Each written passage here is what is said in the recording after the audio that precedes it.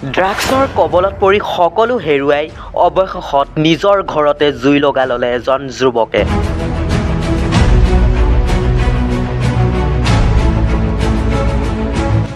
যুৱকজনৰ নাম ৰফিকুল ইছলাম উৰফে ট্ৰেম্পো।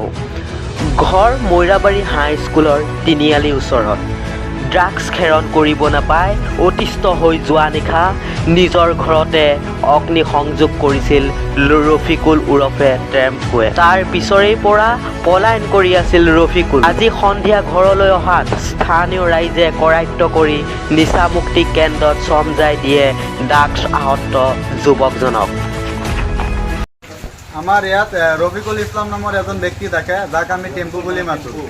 আৰু সি বহুত দিনৰ পৰা ইয়াত ড্ৰাগছ খাই ইয়াত পৰি থাকে। কালি ৰাতি সি নিজৰ ঘৰত জুই লগাই দিছে। সেইটো কাৰণে আমি গোটেই ৰাইজে মিলি তাক ৰিহাব চেণ্টাৰত পঠাই দিলোঁ। এই ৰফিকুল ইছলাম যে টেম্পু বুলি মাতোঁ, সেইটো জুই লগাই দিছে ৰাতি। কালি ৰাতি জুই লগাই দিছে। ক'ত লগাইছিলে জুই? জুইটো তাৰ ঘৰতে লগাই দিছে। লগাই পেলাই ইয়াত বহি পেলাই গান গায় আৰু কয় যে চব পুৰি দিম জ্বলাই দিব। তাৰ ভণ্টিজনে যে কৈছিলে, নাম নেকি চাবিকুল নাহাৰে কৈছিলে যে কিয় এনেকুৱা কৰিছ, তই লগাইছ এনেকুৱা কৈছে।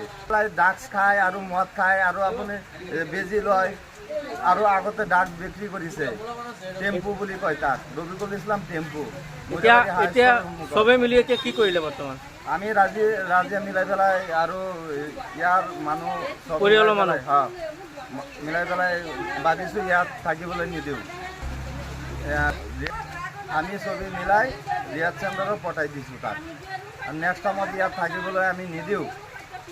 ইয়াত এই ড্ৰাগছ দিছে আৰু খায় আৰু বেলেগ নিচাও কৰে আৰু গালি পাৰে, মানুহক আজে বাজে ধৰি পেলাই গালি পাৰে।